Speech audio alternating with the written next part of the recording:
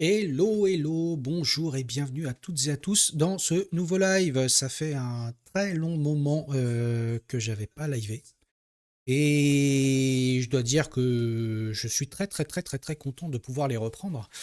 En tout cas, il n'y a pas eu de live depuis fin décembre, bon, parce que c'était les vacances évidemment, et je devais reprendre début janvier, et je vous avais annoncé que j'avais eu un petit problème de dos parce que je me suis complètement pété le dos totalement par hasard. C'est la vieillerie, on va dire ça. Mais bon, ça va beaucoup mieux.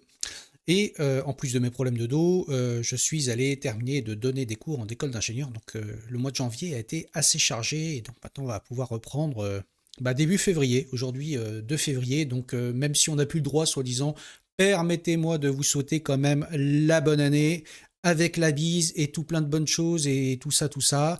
Et je souhaiterais donc déjà saluer toutes les personnes qui sont dans le chat. Annevu, Blabla Linux, Culture Linux, Happy2Dev, alias Frame, Hardware, Laurent Chélus, Ludovic, Pio qui est ici, Oswarus, Sulfurel, René alias Ugla, Xavier, Snoop, bref, tout plein de monde ici. Donc merci de votre fidélité et merci d'être là. Alors, Annevu, tu disais trophée de sport, pas du tout. Justement, c'est peut-être parce que je n'en fais pas assez que je me suis pété le dos.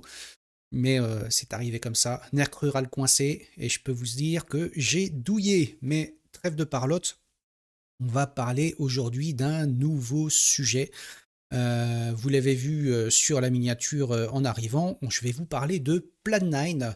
Plan9 donc, est un système d'exploitation qu'on va qualifier d'expérimental, donc, qui a été créé au sein des laboratoires Bell Labs. Et oui, encore et toujours. Et donc on va parler un petit peu de ce système d'exploitation pour découvrir un petit peu qu'est-ce qu'il a de différent et aussi des différents concepts qu'il a peut apporter parce que c'est un OS dont le développement a démarré fin des années 80, mais qui a apporté énormément de choses, croyez-moi, qui sont extrêmement modernes et qui sont aujourd'hui intégrées dans vos systèmes d'exploitation et vos outils du quotidien, et on ne s'en rend pas forcément compte.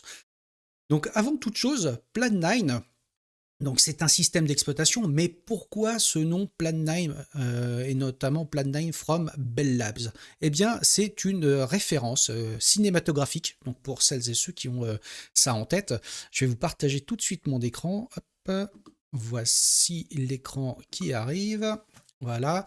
Donc c'est une référence à ce fameux film de Ed Wood qui est sorti en 1959, Plan9 from Outer Space, qui, si vous connaissez Ed Wood, qui a été considéré comme presque l'un des pires cinéastes existants, et ce film détient la palme peut-être du film de science-fiction le pire ayant jamais existé, selon différentes sources. Non pas que le système d'exploitation Plan9 avait pour vocation à être le pire système d'exploitation au monde, mais il y a eu cette petite référence qui a été choisie parce que évidemment, c'est un système d'exploitation qui est parti sur plein d'idées avec beaucoup d'expérience et d'expérimentation, et en fait c'est très raccord avec la vision qu'avait le cinéaste Ed Wood, donc dans les années 50, de bricoler, j'ai envie de dire, et je mets des gros guillemets, de bricoler beaucoup de ses films, parce que c'était des films qui étaient à très petit budget et très expérimentaux. Donc voici probablement l'explication du pourquoi de Plan9. Je ne saurais dire aujourd'hui, et j'avoue ne pas avoir complètement cherché la réponse. Je ne saurais dire qui a eu cette idée, mais voilà, donc avec Bela Lugosi, évidemment, oui, tout à fait. Et petite mention à nos amis, à tous les amis dont certains sont ici là dans le chat, qui étaient au FOSDEM ce week-end. Alors FOSDEM, auquel je n'ai pas pu assister, et j'aurais tellement voulu être là pour le FOSDEM, pour différentes raisons que certains et certaines savent, pour aller voir notre ami Émile Etor, qui a donné un super talk encore sur son projet. Donc Émile, je te fais des bisous. Et donc je tiens à noter le skit que m'a fait Laurent Chélus tout à l'heure, en disant qu'il était très étonné d'apprendre qu'il y a encore plein d'aficionados de cette OS, et que la salle qui était dédiée au FOSDEM pour cette OS était complètement full. Et donc, entre parenthèses, pour ne pas retourner le couteau dans la plaie, puisque j'ai eu vraiment un énorme FOMO de ne pas être au FOSDEM. et tous les ans, je peux pas y être parce que, typiquement, début février, c'est toujours très compliqué, pour moi de pouvoir, aller à ce genre d'événement. J'ai pas beaucoup de temps et là, en plus, avec mon dos, c'était encore, moins pratique. Bref, revenons à nos moutons. Juste petit spoiler alerte, avant de commencer, je ne suis absolument pas spécialiste de Plan9. Je connais l'OS depuis très longtemps, je sais ce qu'il a apporté, j'ai étudié un petit peu ses différents concepts, mais pour être très honnête avec vous, je suis loin d'être un expert de Plan9. Je vais vous montrer tout à l'heure à quoi il ressemble, mais il y a plein de concepts ou de manipulation que je ne connais pas bien. Donc ne m'en veuillez pas de ne pas être aussi à l'aise avec Plan9 qu'avec un terminal sous Linux ou BSD. Mais bon, j'essaierai de vous montrer des petites choses, de vous donner quelques clés. Alors, Plan9. Commençons par Plan9 déjà, comme bon, je n'arrête pas de vous le dire, c'est un système d'exploitation. Mais pourquoi un nouveau système d'exploitation? Ce qu'il faut savoir, c'est que donc il a été incubé au sein des laboratoires Bell. Et les laboratoires Bell, évidemment, vous savez ce qu'ont apporté les laboratoires Bell au cours du temps. Et ben évidemment, c'est tout ce qui était le transistor, Unix, le langage C et plein d'autres choses autour des systèmes d'exploitation, du logiciel, enfin bref. Donc Bell Labs, c'était vraiment l'entreprise où je pense il y a eu un nombre assez incroyable de cerveaux qui ont produit des choses extrêmement modernes et dont nous avons hérité jusqu'à aujourd'hui. Donc, euh, fin des années 80, donc le tout début du développement de Plan9 a commencé vers 1987 et il a été initié par un certain nombre de personnes que l'on connaît déjà, dont j'ai souvent parlé. On va commencer par l'inénarrable Ken Thompson. Ken Thompson, ah, que dire de Ken Thompson? Je crois que j'en ai déjà tellement parlé. Je vous rebasse souvent les oreilles avec Ken Thompson et ses autres acolytes, et donc co-créateur d'Unix, évidemment. Il a créé le langage B qui était l'ancêtre du C. Il a créé l'UTF-8, et j'y reviendrai tout à l'heure. Il a obtenu un prix Turing. Et donc, Ken Thompson, encore une fois, je pense qu'on pourrait prendre la fameuse image là, qui est issue de Harry Potter où il y a la directrice de l'école qui dit mais pourquoi est-ce que c'est toujours vous trois qui êtes dans les mauvais coups ou dans les bons coups. Bah là c'est pareil, il fait partie des personnes que l'on va retrouver systématiquement sur des projets extrêmement audacieux et extrêmement ambitieux. Donc ce rôle dans Plan9, très clairement, au-delà du fait qu'il a co-créé ce projet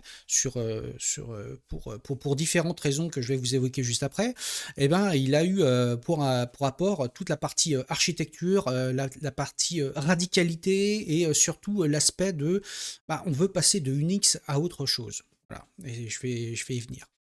Il y a aussi Rob Pike. Rob Pike, alors peut-être que c'est quelqu'un qui est moins connu pour le grand public, Rob Pike, mais quelqu'un d'extrêmement important, je dirais, dans le sens où Rob Pike a créé un certain nombre de choses au sein des laboratoires Bell Labs, mais pas que.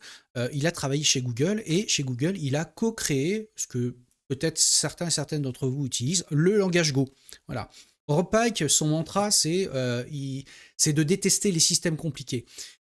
Surtout quand ils sont compliqués inutilement. Je pense que quand il regarde l'informatique de 2026, parfois il doit aussi commencer à avoir des problèmes de palpitation cardiaque quand on voit à quel point certaines choses sont très compliquées pour faire extrêmement simple. Je ferme cette petite parenthèse, mais son influence sur le développement du système d'exploitation Plan9, ça a été d'apporter vraiment la clarté, un design relativement minimal et efficace, et que surtout que tout doit être compréhensible dans le code source et dans la partie organisationnelle du système d'exploitation. Et une autre personne encore moins connue qui est Dave Presotto, qui est quelqu'un qui avait une approche extrêmement poussée sur tous les aspects, et déjà fin des années 80 sur les aspects sécurité, l'authentification et beaucoup d'autres points que je vais aborder juste après. Globalement, c'est lui qui a transformé un certain nombre d'idées philosophiques en quelque chose de sûr en termes de sécurité, puisque quelque part, il y avait vraiment déjà des enjeux qui émergeaient en termes de sécurité pour un système d'exploitation qui se voulait extrêmement novateur et très orienté réseau. Et au-delà de ces 3 personnes, qui ont apporté, énormément, je dirais, à Plan9, hein, c'est que, Plan9 a été, rejoint, l'équipe, la core team a été rejointe par d'autres personnes. Bah, je vais citer Brian Carningham, le fameux Carningham de Carningham et Ritchie, voilà. Évidemment avec son collègue Denis Ritchie dont j'ai aussi souvent énormément parlé, qui pour moi fait partie des, allez, je dirais des informaticiens les plus influents depuis le début de l'informatique. Et encore une fois, on retrouve Denis Ritchie avec un projet qui a été initié par Ken Thompson. Qu'est-ce qui pourrait se passer dans ce cas-là? Ben, évidemment, j'ai envie de dire presque le meilleur, mais voilà. Et donc, il y a eu d'autres contributeurs qui étaient chez Bell Labs, notamment, je peux citer Bjarne Stroustrup, qui a été le créateur du langage C++, qui a aussi participé donc, à la création de ce système d'exploitation. Donc, bref, et je pourrais en citer beaucoup d'autres, mais en tout cas, voici les principaux. Plan9, en fait, est parti de l'idée que Unix commençait déjà à être mature au milieu des années 80, 84, 85, 86. Mais rappelez-vous, il y a cette partie réseau, l'émergence de TCP/IP qui est arrivée, et TCP/IP est arrivé sur Unix un peu en tant que verrue, quelque part. C'était une couche supplémentaire, pas forcément bien intégrée au système Unix, et il y avait d'autres petits problèmes que la core team de Plan9 souhaitait corriger par rapport à Unix, et ils se sont dit, bah, plutôt que d'aller, entre guillemets, corriger Unix et certains défauts que eux avaient perçus et qu'ils n'avaient pas forcément anticipé au tout début du développement d'Unix, ils se sont dit, on veut aller expérimenter le développement d'un nouvel OS, non pas sur les bases d'Unix en repartant d'Unix, mais en repartant d'une page blanche, mais fortement inspirée d'Unix. Globalement, ils voulaient créer ce que Unix devrait être à leurs yeux dans le futur. Et quand je parle du futur, c'est maintenant. Alors maintenant, on voit bien que Plan9 n'existe pas et la plupart des gens ne connaissent pas Plan9, hein, évidemment. Mais ils ont apporté un certain nombre de concepts qui, selon eux, auraient mérité d'être présents dans Unix au moment où ils ont créé ce système d'exploitation. Mais Unix vivait sa vie. Et il voulait aller vers des directions qui étaient radicalement différentes par rapport à l'évolution Unix qui avait été donc reprise par AT&T notamment, et qui s'imposait tout naturellement sur le marché de l'informatique. Donc, globalement, Plan9, c'est vraiment une discussion entre des gens qui savent déjà comment ne pas se planter. Très clairement, c'est des gens qui avaient une très grande vision de ce qu'ils voulaient obtenir, avec une très grande expérience dans la conception de systèmes robustes et dans la conception de systèmes d'exploitation.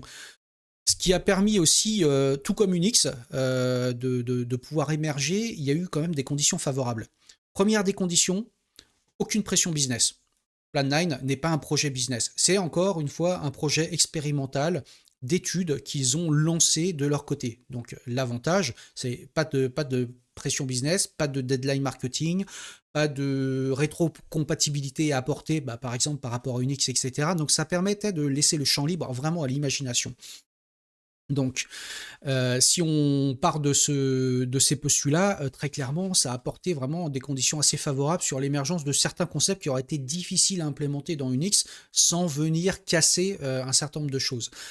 Quelque part, Plan9, qu'est-ce que ça a apporté? Alors, ça a apporté déjà un concept qui existait déjà. C'était le concept de tout est fichier. Alors vous le savez, sous Unix, tout est fichier dans le sens où vous pouvez, comment je dirais, représenter un périphérique par un fichier, vous représentez un répertoire par un fichier, vous représentez n'importe quelle ressource de votre système d'exploitation par un fichier. En fait, c'était plus ou moins vrai sur Unix, puisque ce concept existait déjà, mais il n'était pas poussé jusqu'à son paroxysme. Le concept de tout fichier, là, ce que voulait implémenter la core team de Plan9, c'était vraiment de pouvoir représenter l'intégralité de toutes les ressources et de pouvoir manipuler toutes les ressources comme si c'était un fichier. Typiquement, manipuler son CPU comme si c'était un fichier, manipuler sa souris comme si c'était un fichier, même si aujourd'hui ça vous paraît évident, quand vous êtes sous Linux ou n'importe quel Unix, de dire okay, je vais récupérer les informations de ma souris en lisant ce qu'il y a dans /dev/ mouse ou /dev/ input /input 0, enfin ce genre de choses. À l'époque, c'était pas forcément exactement le cas. Là, ils ont vraiment poussé ce paroxysme très, très loin. Il y a aussi le fait que Unix a été bâti, sur le concept, bah, de terminal de contrôle, notamment, donc sans forcément d'interface graphique. Ce qu'il faut savoir, c'est que Plan9 arrive par défaut avec une interface graphique, que je vais vous montrer dans quelques minutes. Alors vous tomberez pas de votre chaise, spoiler alert, hein, c'est une interface graphique qui est quand même relativement fruste, mais, pensée pour être efficace et pensée pour démontrer tous les concepts de Plan9. Heu et je parle de démontrer les concepts, l'objectif n'était pas forcément de démontrer des concepts, mais aussi que ce soit adopté. Plan9, sachez qu'il a été utilisé entre guillemets en production longtemps, dans des laboratoires et dans des laboratoires de recherche. C'est juste qu'il n'a pas percé comme Unix a pu percer, par ailleurs. Donc je vous parlais de tous tes fichiers. Ça, c'est une chose. Mais il y a aussi le fait, et ça, c'est quelque chose qui aujourd'hui nous parle beaucoup plus et qui était comme très précurseur à l'époque, c'était de considérer notre machine, non pas comme une machine unique qui bosse toute seule dans son coin, mais faisant partie d'un réseau de machines capables d'effectuer du calcul et de pouvoir prêter, entre guillemets, sa puissance de calcul à quelqu'un d'autre ou d'aller emprunter de la puissance de calcul à quelqu'un d'autre. Il y a un concept qui est très fort dans Plan9, c'est de pouvoir délocaliser, entre guillemets, emprunter du CPU quelque part et donc de pouvoir rejoindre des pools, de machines, qui apportent des ressources matérielles, telles que les CPU, mais pas que, hein, les CPU, la RAM et tout ça, les file systems et j'en passe et des meilleurs, de façon tout à fait transparente, pour le système d'exploitation. Un exemple de ça, c'est que vous avez une commande qui s'appelle donc CPU, qui vous permet de pouvoir aller, rajouter entre guillemets de la capacité d'exécution que vous n'avez pas sur votre machine. Admettons que vous ayez qu'un seul CPU sur votre machine, que vous avez besoin de puissance de calcul, vous pouvez aller rejoindre un pool et aller, récupérer, entre guillemets, «exposer» des CPU distants sur votre machine pour pouvoir y exécuter un certain nombre de tâches. Ça, c'est un concept qui est extrêmement puissant et qui demande un niveau d'abstraction très poussé et qui ne pouvait être rendu possible que justement par ce concept de tout est fichier et vraiment, dans le sens où, l'abstraction, elle est telle que vous voyez un CPU distant comme s'il était présent sur votre machine. Alors évidemment, vous pourriez me dire que, mais quid de la latence, quid de ceci, quid de cela? Évidemment, il y a tous ces sujets-là qui sont pris en compte, mais vous voyez le concept. Le concept, c'était vraiment de considérer, le réseau comme étant une entité qui était capable de pouvoir apporter des ressources et de pouvoir les exploiter, bien évidemment avec un certain nombre de permissions et de droits. Et si vous vous rappelez, pour celles et ceux qui étaient dans les années 80, le mantra par exemple de Sun Microsystems, leur objectif c'était de dire tout est réseau. Et bien là, très clairement, Plan9 allait vers cette direction et beaucoup de projets de recherche qui ont été initiés par Sun Microsystems sont issus de certaines recherches qui ont été effectuées sur Plan9 et je pense notamment au système d'exploitation Inferno, peut-être dont je parlerai un jour ou l'autre, qui est issu des travaux qui ont été réalisés sur Plan9. Donc comme je le disais, ça c'est un concept extrêmement puissant, le fait de pouvoir exposer ou d'aller emprunter du CPU de façon tout à fait transparente depuis sa machine ou vers sa machine dans votre système d'exploitation. Il y a un concept aussi qui est assez intéressant et que vous manipulez tous les jours. Évidemment, vous utilisez, soit du Kubernetes, du Docker, enfin des conteneurs, de façon générale et en particulier ou du LXC.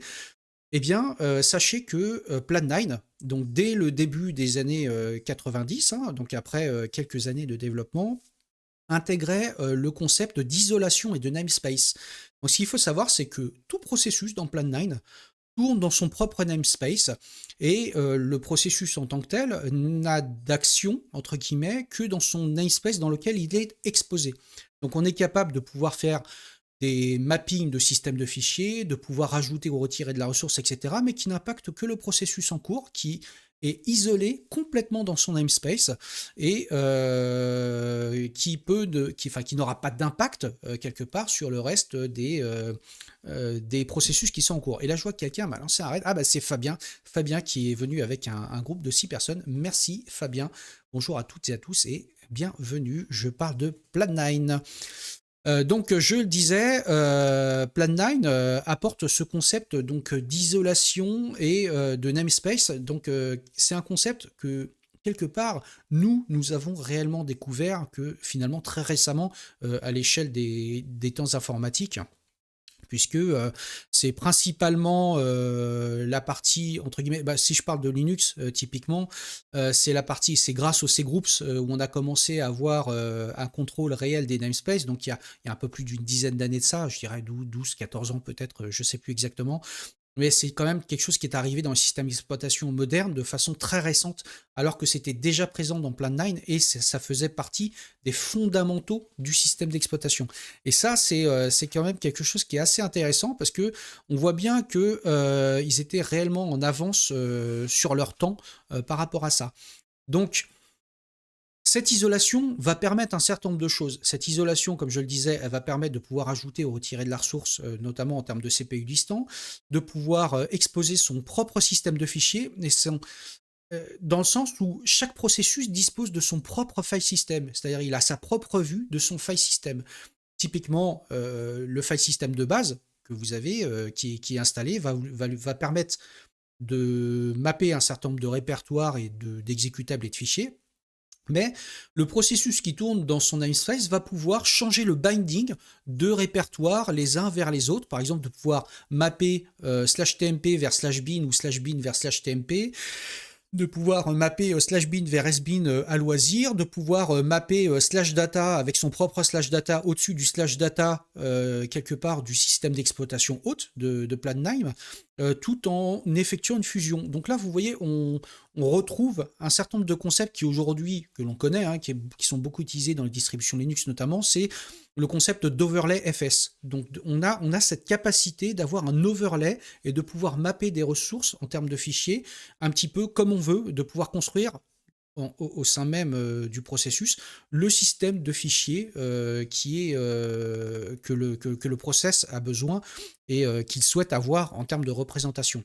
Et parlant du système de fichiers, je vous parlais du fait que les ressources, notamment les CPU, sont disponibles entre guillemets au travers du réseau.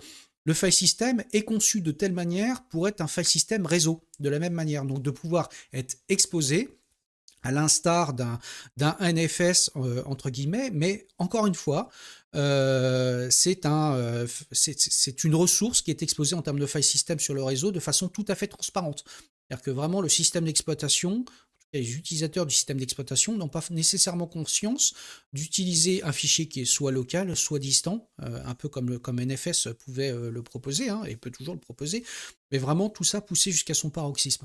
Ça, c'est vraiment quelque chose d'assez avancé pour l'époque.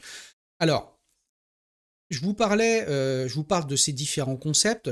Ça, ce sont des concepts qui sont assez intéressants, assez fondateurs et qu'on retrouve dans un certain nombre de systèmes d'exploitation aujourd'hui, hein.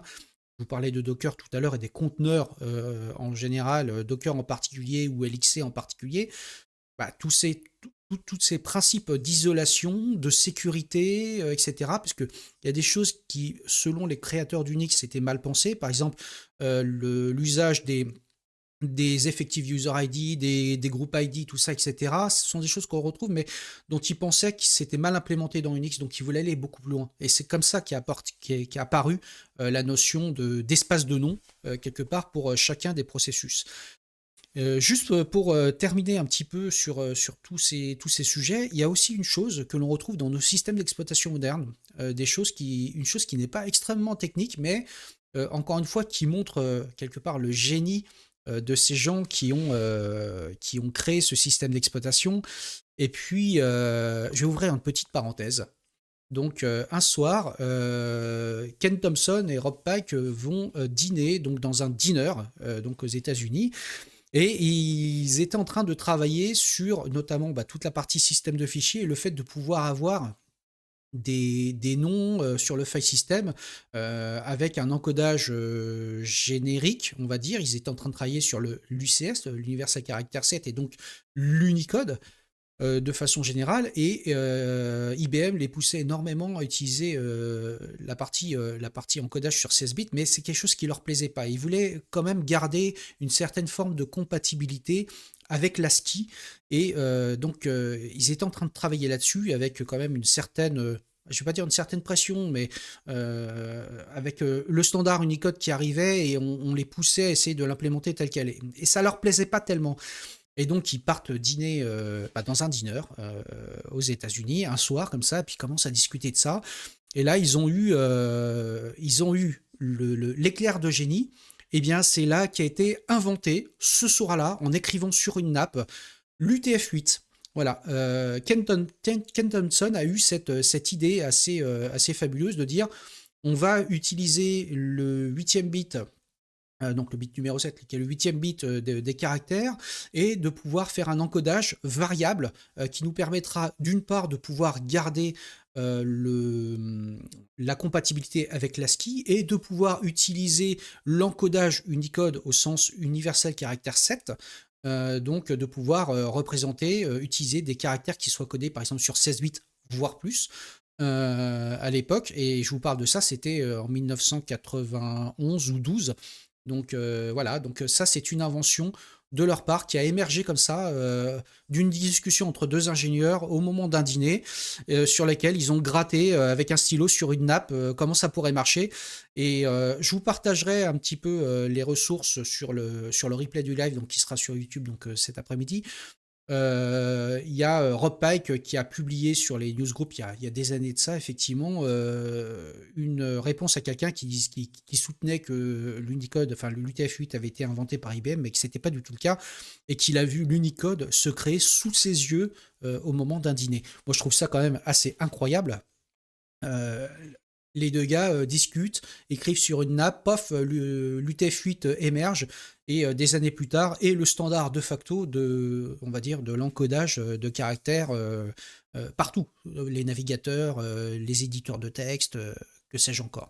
Donc c'est quand même, je trouve ça assez fou. Je sais pas ce que vous en pensez vous, mais moi je trouve ça quand même assez fou. Ça montre bien quand même la puissance de la réflexion qu'avaient ces gens-là, même si, quand on regarde l'Unicode hein, en tant que tel, c'est-à-dire enfin, l'UTF-8, plus précisément, comment c'est fait, ça n'a rien de très compliqué. Mais fallait juste y penser. Donc,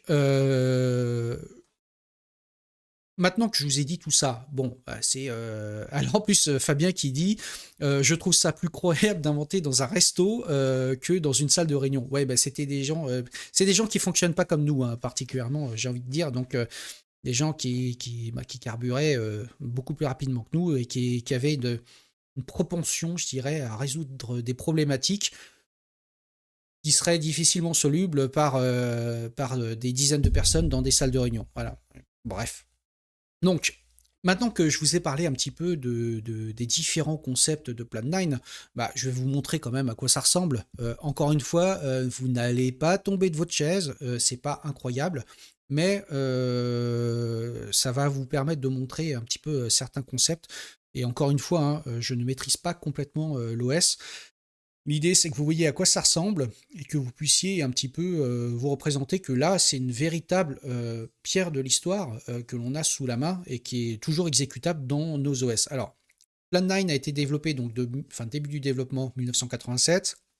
La première version stable, on va dire, est arrivée aux alentours de 92 et ça a continué à être développé entre 2002, 2003, 2004 plus ou moins. Et après, bon, bah, bien évidemment, ça a été redonné à une fondation qui gère ça.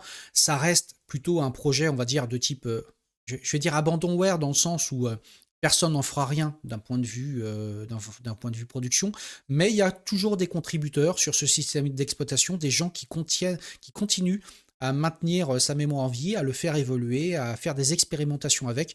Donc voilà, sachez qu'il n'est pas complètement mort et puis il continue un petit peu sa petite vie, même s'il reste, ça reste un OS entre guillemets de niche, mais sachez que vous pouvez télécharger l'ISO, je vous partagerai tous les liens comme d'habitude directement et l'exécuter dans une machine virtuelle et c'est ce que je m'apprête à faire maintenant. Donc je vais vous partager mon écran. Donc j'ai créé une petite machine virtuelle très simple. Hein, la machine virtuelle, qu'est-ce qu'elle a comme caractéristique Je lui ai mis c'est une socket de cœur de type KVM64. Donc là c'est sur une de mes instances Proxmox que ça va tourner. Du VGA standard, une machine tout à fait standard, un contrôleur SCSI tout à fait standard. Un disque IDE pour booter depuis l'ISO et un disque dur et une carte réseau de type Intel E1000, du grand classique. Donc l'idée, c'est, hop, on va aller démarrer cette machine. Zou, je vous mets ça en grand, voilà. Donc, Plan9 est installable sur une machine physique, hein. Vous pouvez l'installer directement sur un disque dur. J'ai déjà déroulé l'installeur. Bon, pour qui est déjà à l'aise avec la ligne de commande et sait taper des lignes de commande, retaper des lignes de commande bêtement, c'est assez simple à installer.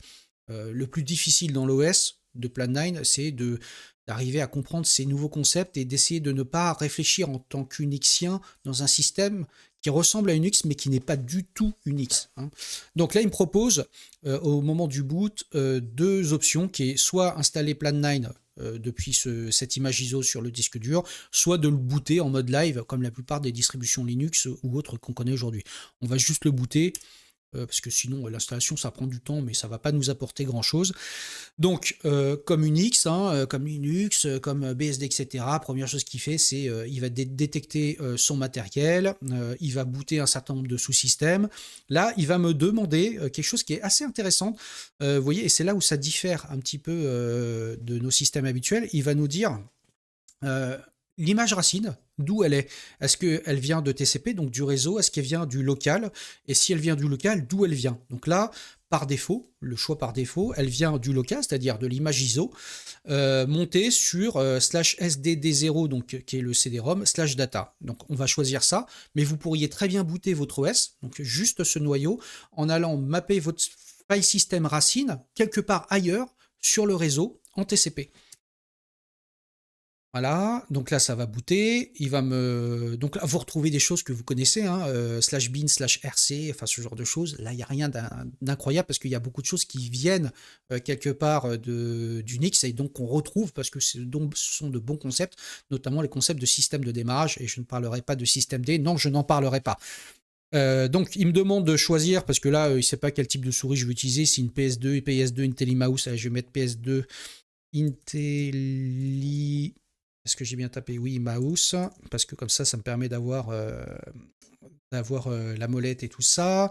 Il va me demander la taille de mon écran. Je vais lui mettre 1024 par 768 par 8 bits. Voilà. Moniteur XGA. Et on va arriver donc là sur l'interface graphique. Alors comme je vous ai dit, hein, ça picote un peu les yeux. Évidemment, c'est pas aussi fancy que les choses auxquelles nous sommes habitués aujourd'hui, mais ça n'a pas été conçu pour ça. Ça a été conçu pour essayer de valider ces concepts de système d'exploitation. Et comme je vous le disais, il n'existe pas de terminaux au sens Unix du terme. Un terminal, c'est une fenêtre, c'est-à-dire l'environnement de travail par défaut. Ce n'est pas un terminal en mode texte, une console avec du TQI comme on a l'habitude. On est directement sur un terminal graphique. Voilà, je vais l'exposer comme ça. Hardware qui me demande, tu peux basculer le mapping du clavier en AZERTY. Il est possible que je puisse basculer en AZERTY. Je t'avouerai, j'ai pas tenté. Comme j'arrive à taper en QWERTY sur mon AZERTY, j'ai pas tenté, mais on doit pouvoir le faire d'une manière ou d'une autre. Et j'ai pas cherché plus que ça. Là, je l'avoue. Donc, par défaut, on arrive donc sur l'environnement qui est Rio. Rio, c'est globalement le Window Manager, donc qui permet d'organiser les différentes fenêtres pour les différents programmes qui sont en train de tourner. Donc par défaut sur la machine live là qui est lancée, donc on voit on a les ressources qui s'y tournent avec le CPU, le réseau, tout ça, etc. On peut ajouter différentes choses, hein. On peut ajouter ou retirer différentes choses à monitorer. Ici, on a la date et l'heure avec le petit logo. Le petit logo, c'est Glenda, donc, qui est la mascotte de ce système d'exploitation qui, de mémoire, hein, a été créé par la femme de Rob Pike qui elle-même a créé la mascotte de Go. Voilà. On retrouve un petit peu les mêmes intentions et les mêmes personnes toujours autour de ces projets. Donc là, on a une petite fenêtre d'aide qui nous explique comment utiliser Rio. Et c'est là où c'est très, très, très différent. C'est-à-dire que là, vous voyez, vous n'avez pas de menu démarrer dans lequel vous allez lancer votre programme, votre Firefox ou que sais-je encore. En fait, quand vous allez créer un nouveau programme, première chose que vous allez faire, vous allez cliquer sur le bouton droit sur le bureau, vous allez cliquer sur New, vous allez faire un drag and drop sur lequel vous allez donc créer votre nouvelle fenêtre et vous arrivez dans un terminal. C'est ce terminal qui va vous permettre de pouvoir dialoguer avec votre machine, etc. Alors, vous pouvez lancer un certain nombre de programmes. Par exemple, on va lancer /games, voilà, /catclock, je crois que c'est comme ça qu'il s'appelle. Non, c'est pas /game, c'est /game tout court peut-être. Je me souviens plus. Je l'ai fait tout à l'heure et j'ai déjà oublié. Game /catclock. Non plus. Voilà, je sais plus. Voilà, ça c'est l'effet démo. LSBin. Je ne me souviens plus. Alors attendez, je vais retrouver ça. Ça, c'est l'effet démo. Je le lance pas assez souvent, vous voyez, pour hop, vous faire la démo correctement. Je le trouve plus. Pourtant, je l'ai fait pas plus tard que tout à l'heure, hein. Mais bon, admettons, je vais retrouver je vais retrouver ls/games. Je ne sais plus. Games.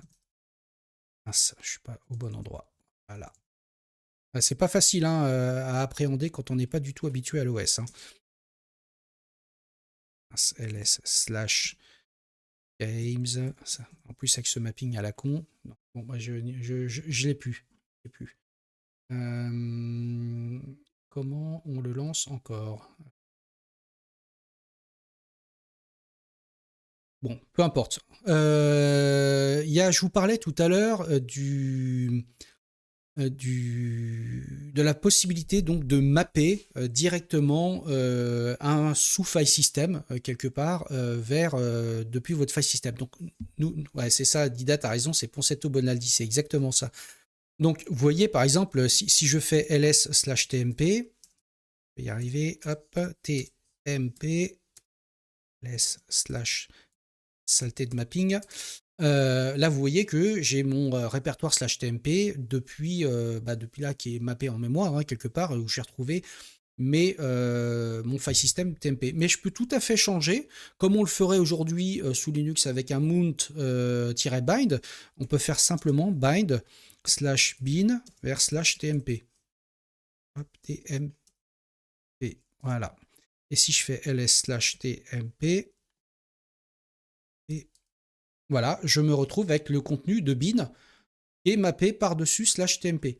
Vous voyez, c'est... Donc, évidemment, l'exemple est un peu éclaté, je dirais, d'une certaine manière, mais vous voyez, ça permet de pouvoir permettre à chaque processus de pouvoir construire son propre système de fichiers. Là, j'ai mappé donc /bin vers /tmp. Mais attention, je ne l'ai fait que pour le process et la démonstration, en espérant que cette fois-ci, je ne fasse pas d'effet Bonaldi. Si j'ouvre un autre terminal et que je fais ls/tmp, vous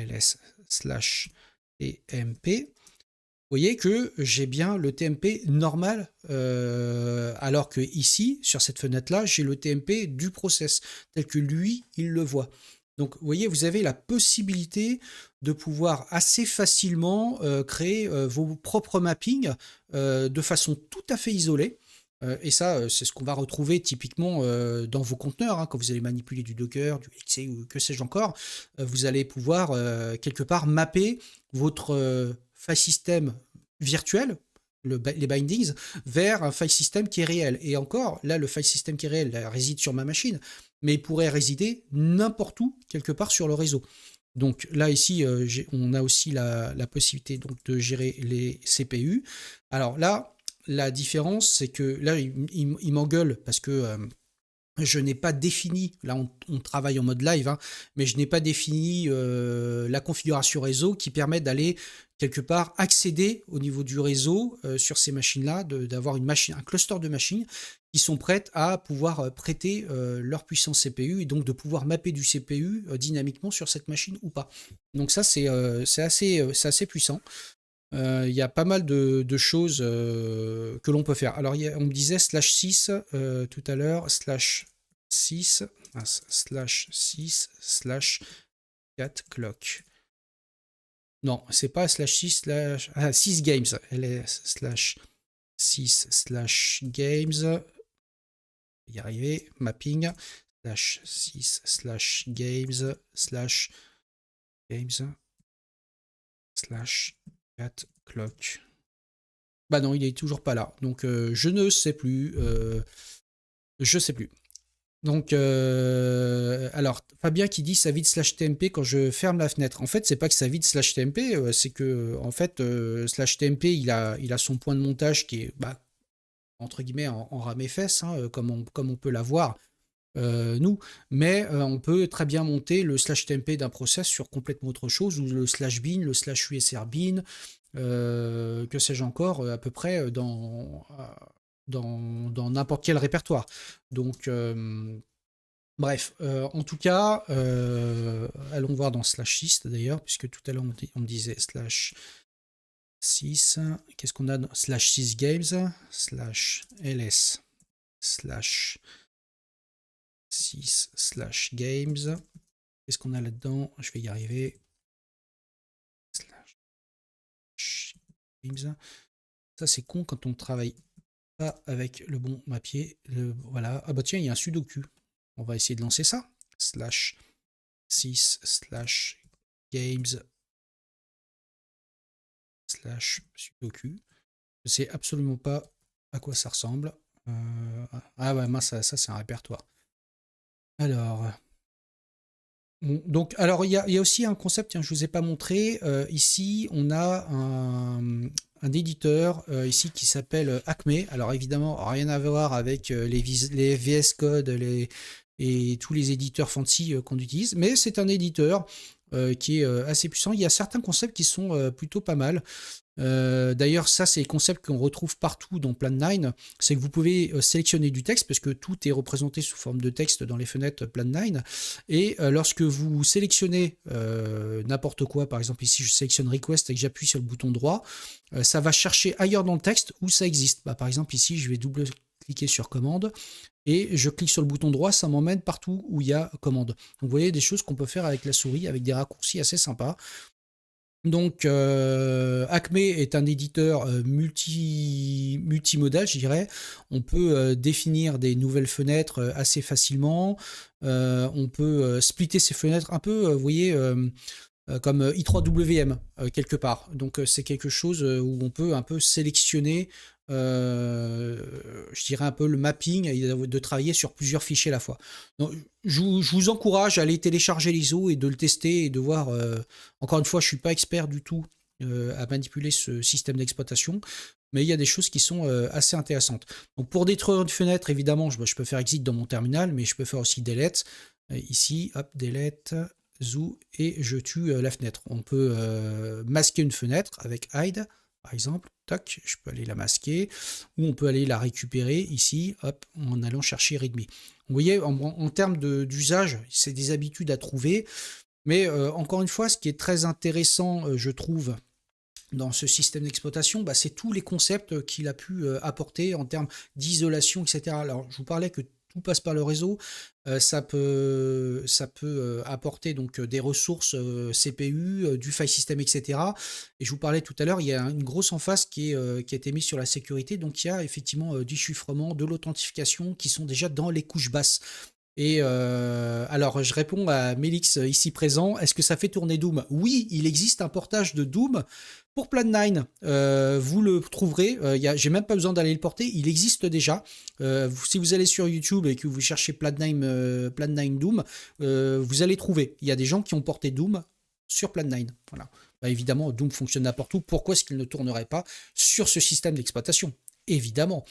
Donc voilà. Voilà ce que je voulais vous présenter un petit peu pour ce système d'exploitation. Encore une fois, je ne le connais pas très bien, mais je voulais juste surtout parler du fait qu'il apporte beaucoup de concepts qui sont extrêmement modernes et qui ont donc été créés il y a plus de 35 ans de ça. Donc c'est quand même, je trouve ça assez impressionnant, et que 35 ans, enfin plus d'une trentaine d'années après, c'est apparu finalement sur nos systèmes d'exploitation plus mainstream, j'ai envie de dire. Et puis, ça permettait aussi de parler que les gens qui ont créé Unix et tous toutes les choses assez intéressantes au sein de Bell Labs, on fait aussi beaucoup d'autres choses. Typiquement Plan9, mais je vous parlais aussi du langage Go dont Rob Pike a été le co-créateur. Enfin, il y a beaucoup de choses qui ont émergé, on va dire, de cet incubateur. Ouais, c'est un incubateur à technologie dans lequel on a eu beaucoup de choses qui sont sorties. Voilà pour le sujet du jour. Écoutez, j'espère que ça vous a plu. En tout cas, moi, ça m'a fait plaisir de pouvoir en parler et de pouvoir vous présenter cet OS qui est méconnu, mais pourtant, je pense qui est une belle part de l'histoire. Écoutez, je pense qu'on va pouvoir s'arrêter là. Je sais que Thierry, alias Titi Moby, ne stream pas là parce que là, il est en déplacement, donc pas de raid aujourd'hui. Mais en tout cas, moi, je vais vous dire à la prochaine fois pour un prochain sujet. Je ne sais pas encore ce que je vais choisir comme sujet. J'ai pas mal d'autres petits sujets en tête, mais j'ai pas encore fait mon choix. Alors, ce sera peut-être lundi prochain ou pas. J'ai peut-être un truc de travail sur lequel je vais peut-être devoir permuter mon jour de stream. Donc, je vous tiendrai de toute façon au courant. Et si vous avez des idées de sujets dont vous souhaiteriez que je parle, que j'aborde, n'hésitez pas à m'envoyer des DM sur les réseaux sociaux. Je suis toujours preneur, vous le savez. N'hésitez pas à venir vous abonner aussi sur la chaîne YouTube si vous n'avez pas le temps ou si vous voulez partager les différentes ressources dont je parle. N'hésitez pas à partager, à venir vous abonner, liker, tout ça, tout ça. Je fais un peu comme tous les youtubeurs, mais c'est faire vivre aussi un petit peu tout ce contenu que l'on crée. C'est quand même intéressant, c'est beaucoup de temps de préparation. Donc on essaye quelque part à ce que voilà, ça sorte un petit peu des carcans et que tout le monde puisse en profiter. Et puis voilà, moi j'ai envie de vous dire, ah bah tiens, il y a Treggy qui me dit si je peux en profiter pour faire un peu de pub, allez sur le stream de Rancune lundi prochain en soirée, on parlerait de glitchage de microcontrôleurs. Donc allez voir Rancune. Voilà, il vous parlera de microcontrôleurs Rancune qui parle beaucoup, beaucoup, beaucoup d'électronique. Donc sur Twitch lundi prochain. Voilà, bah écoutez, moi je vais vous laisser reprendre une activité normale. Kiffez bien votre semaine. Profitez bien. La semaine prochaine, je serai à Tourentech vendredi pour donner mon talk sur Another World, donc une belle leçon d'architecture logicielle. Donc si vous êtes présent à Tourentech, venez me voir vendredi. J'y serai vendredi toute la journée. Ce sera l'occasion d'échanger. Et cette semaine, je suis à Rennes pour le meet-up Software Crafter Rennes, pour lequel je vais aussi présenter ce sujet. Donc si vous êtes sur Rennes, n'hésitez pas à vous rapprocher de Software Crafter Rennes, et ce sera un bon moment qu'on va passer toutes et tous ensemble. Voilà, je n'ai que trop parlé. Maintenant, je vous fais des gros bisous. Bye bye, à plus.